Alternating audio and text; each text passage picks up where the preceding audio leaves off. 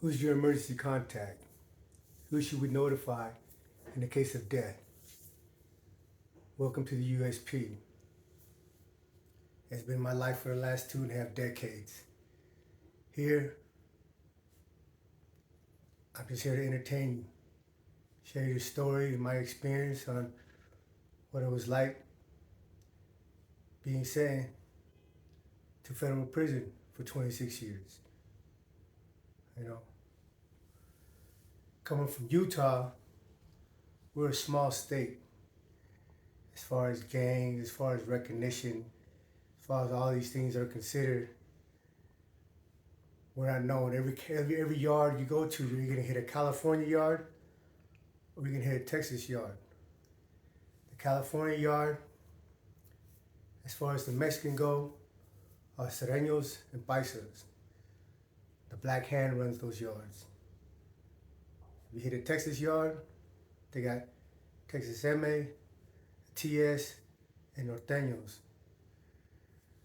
There's other Texas gang, Tongo Blast, and there's a bunch. But mainly, the yards are run by either Texas dudes or California dudes. So, and they don't have no federal prisons here in Utah. So automatically, we're gonna be on somebody else's backyard. You know, coming from Utah, I don't have no homies. I don't have no gang. And I spent the last 26 years behind a wall without ever joining any of those groups or organizations. Every day, I rep Utah. I rep the 801 from day one. You know, when you fish in, you see the SIS first. You know, before that, you go through Oklahoma Transit. Before they say anything to you, they give you a piece of paper for your emergency contact, who they should notify in the case of illness and in the case of death. Here's the first form you sign because they know once you're behind that gate, there's no guarantee you coming back out. You know, during my time in there, I personally known over 20 friends that's been killed. Well, not all of them was killed, but has died. Some has died from OD, some has died from health complications, and a lot of them were killed. They were killed in riots, they were killed in confrontations. Just right now, before I left, Florence, Colorado, USP, 2021, from the month of July to December, they had 4 killings. One of them was in my block.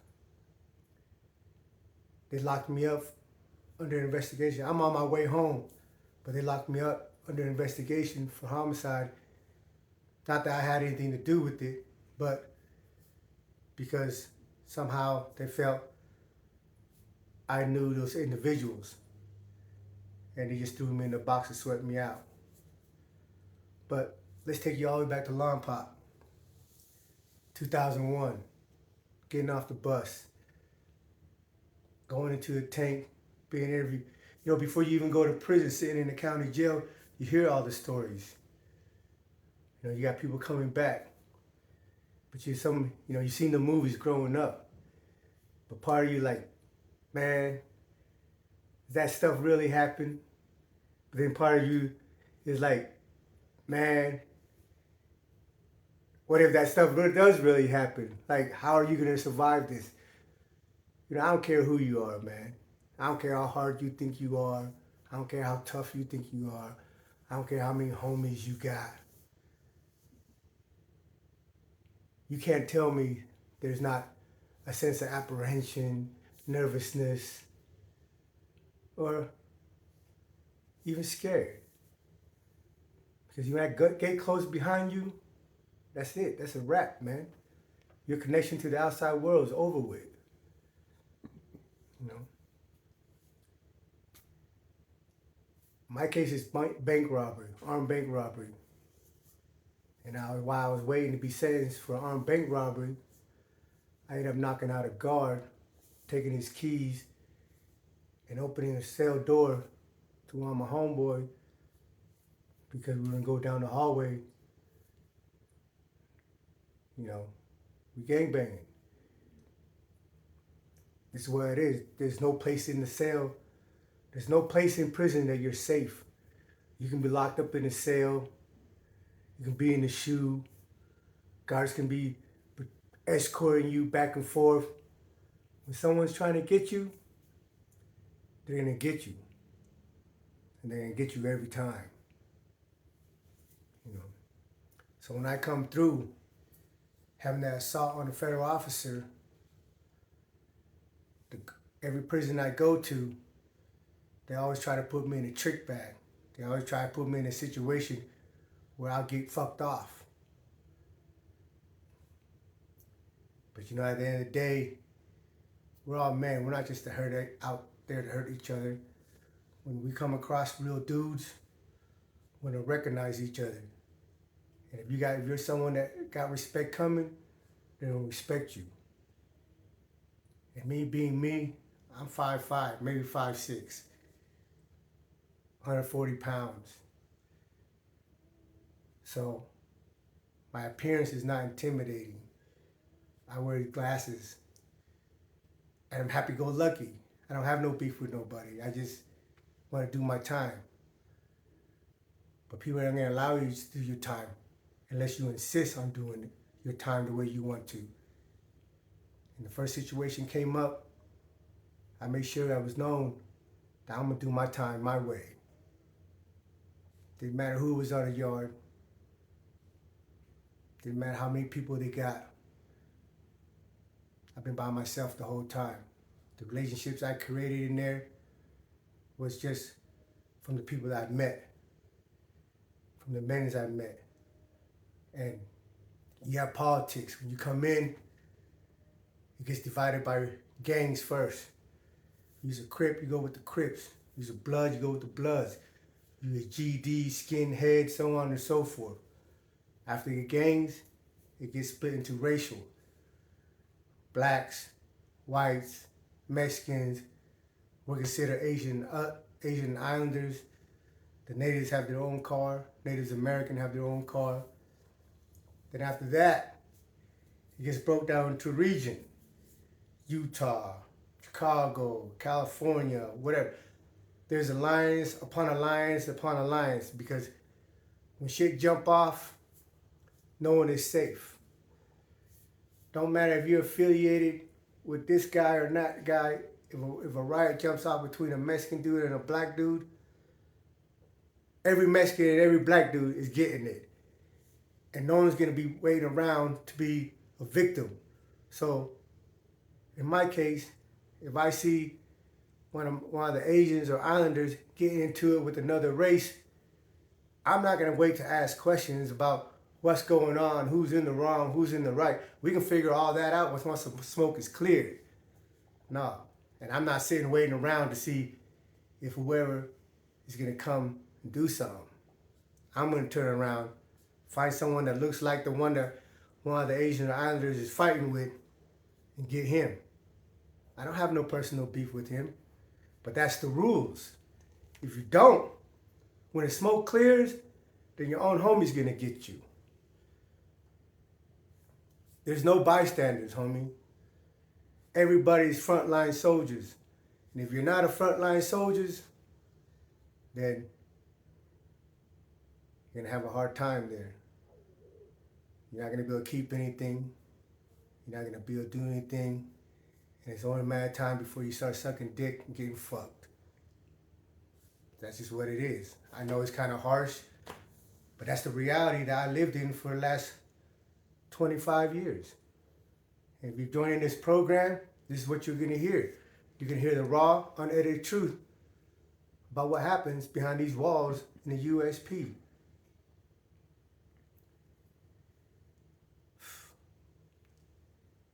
It does something to you. You know, I'm not here to glorify it. Yeah, I want to entertain you. But reality sometimes is incomprehensible to the people out in society because they wonder how you guys can be such animals. How can you guys just so easily do these things, harm someone, or whatever it is that goes on in there? How? People in society don't understand that. What they don't understand is we don't have a choice. I don't have a choice. I only had two choices: to be a predator, to be a victim. And everybody that knows me, I'm not with that victim mentality, man. I don't cry about nothing. I don't bother nobody. I'm respectful. But damn it, I'm gonna do what I gotta do to survive. And if that means I gotta walk over your body, then that's what it is. Because you're not gonna walk over mine. I've been stabbed. I've been jumped. I've been in race riots. I've been hit in the head with a hammer. I've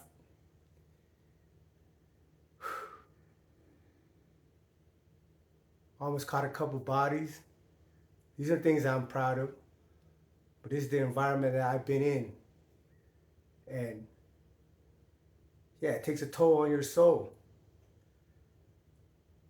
But at the end of the day, what other choice do I have? Should I have been a victim and not even be here now today to be able to tell you the story? My family visited me in a freaking cemetery. Because those are the situations I've been in where my life was on the line. Where people I knew whose life was on the line. Like in prison, respect is big. No one's walking around disrespecting anybody, acting like they're tough.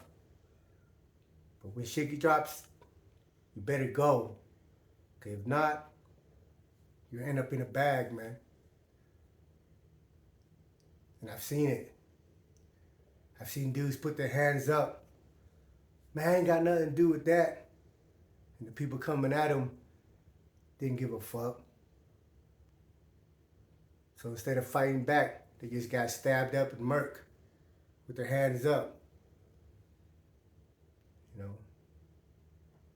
Maybe they're okay with that. But I'm not.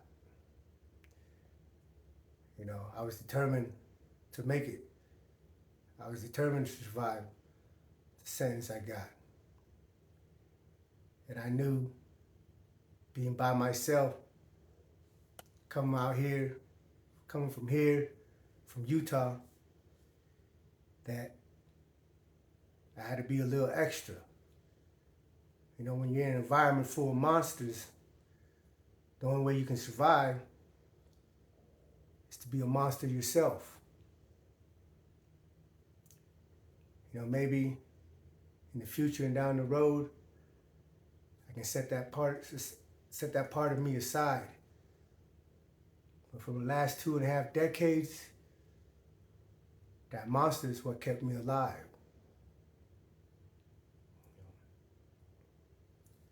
So, through the course of this program, I'm going to share some of the incidents that I've seen, that I've been a part of. And I welcome anybody that's viewing this program that if anything that I've said is fabricated, exaggerated, call in and hit me up and call me out on it. But I guarantee you, there's no need for exaggerations. There's no need for fabrication. The reality, the raw of it, is beyond anything that you can even fathom. People in society don't have a clue. Behind those walls were broken down, really, to natural animal instincts. And every living entity that exists in this world, their natural instinct is to survive by any means. You trap a coyote in a bear trap, he's gonna chew his own leg off to live, to get away.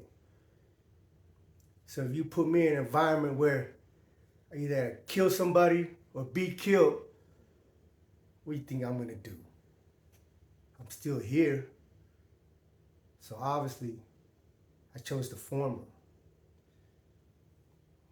You know, but it is what it is.